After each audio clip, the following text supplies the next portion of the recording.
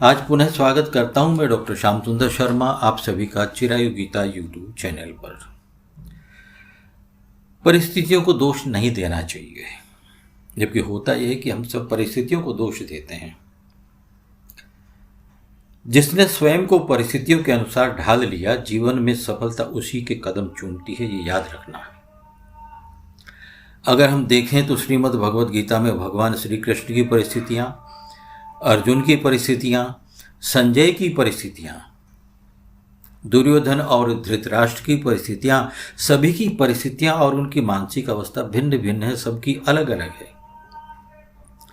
और संजय का तो युद्ध से परोक्ष रूप से कोई संबंध ही नहीं है, उसके लिए परिस्थितियां कुछ अलग हैं। अर्जुन का युद्ध स्थल में परिस्थितिवश व्यथित होना और फिर युद्ध में विजयश्री प्राप्त करना, धृतराष्ट्र पुत्र मोह और राजमोह की विशेष परिस्थितियों से जूझ रहा है। दुर्योधन का युद्ध के परिणाम यानी विजय उसी की होगी, इस विचार से अत्यधिक आश्वस्त होना और परिस्थितियों के बदलने पर पराजय का मुंह देखना। भगवान श्री कृष्ण तो स्वयं सभी परिस्थितियों के कारक और कर्ता हैं। भगवान ने श्रीमद् भगवद गीता में स्वयं कहा है, मात्रा स्पर्शास्तु कौन्तेय शीतोष्ण सुख दुःखदाः आगमा पायिनो अनित्यांस तांस्तितिक्षस्व भारत। क्या कहा भगवान ने? भगवान ने स्पष्ट रूप से कहा कि अर्जुन, इंद्रियां और विषयों के संयोग से होने वाले सर्दी, गर्मी, सुख, दुख ये हमेशा रहने वाले नहीं होते हैं। इनका नष्ट होना निश्चित है, इसलिए इनको तू सहन कर, ये रहने वाले नहीं हैं। यहाँ पर शीत उष्ण सुख दुख कहना अनुकूल और प्रतिकूल परिस्थितियों को दर्शाता है। भगवान श्री कृष्ण ने स्पष्ट शब्दों में कहा है कि ये परिस्थितियां सदैव रहने वाली नहीं हैं, तो क्या करें? इनको सहन करना ही होगा। मनुष्य सदा सुखदायी परिस्थितियों को ही चाहता है, अनुकूल परिस्थितियों की चाह रखता है, जो उसकी भूल है। प्रकृति का ये नियम है कि अनुकूल और सुखदायी परिस्थितियां आएंगी और चली जाएंगी, वैसे ही प्रतिकूल और दुखदायी परिस्थितियां भी आएंगी और चली जाएंगी। सब कुछ परिवर्तनशील है। केवल अनुकूल परिस्थिति की चाह में हमारे मन में मोह, ममता और कामना की उत्पत्ति होने से हम परिस्थितियों का सामना नहीं कर पाते। ऐसी परिस्थिति में हमें विवेक से काम लेने की आवश्यकता होती है। विवेक का हमारे जीवन में बहुत बड़ा महत्व है।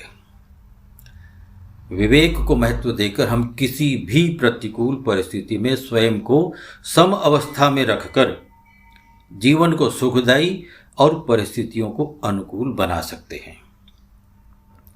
परिस्थितियां सदा हमारे पक्ष में नहीं होती हैं, हमें सदैव इस बात का ध्यान रखना चाहिए। विपरीत परिस्थितियों में मन, बुद्धि और आत्मा तीनों को नियंत्रण में रखना आवश्यक है, बिल्कुल अनिवार्य है। तो क्या करना है?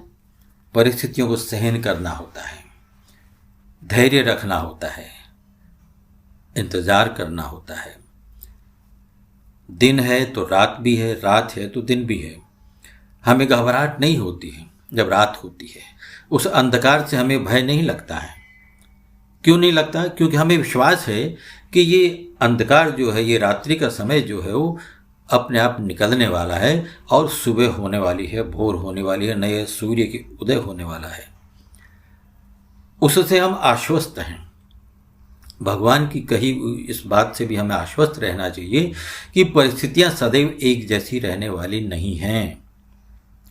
जिस प्रकार रात्रि के बाद में दिन का आना निश्चित है, वैसे ही सुख के बाद में दुख और दुख के बाद में सुख, अनुकूल के बाद में प्रतिकूल और प्रतिकूल के बाद में अनुकूल, तो परिस्थितियां बदलने जैसी हैं। भगवान श्री कृष्ण की परिस्थितियां पूरे जीवन में अगर देखें तो किस प्रकार से रही हैं, तो सदैव ध्यान रखें कि परिस्थितियां जो है उनका सामना करना है, उनको सहन करना है, धैर्य के साथ में, विश्वास के साथ में कि ये परिस्थितियां सदैव रहने वाली नहीं हैं। आज हैं, कल नहीं होंगी, कल फिर नया सूर्योदय होगा, नया आसमान होगा, नई उम्मीदें होंगी और उसके अनुसार हमें जीवन को आगे बढ़ाना चाहिए। तो परिस्थितियाँ जो है उनको दोष न दें, वो तो आनी है और जानी है। जय श्री कृष्ण, जय श्री राधे।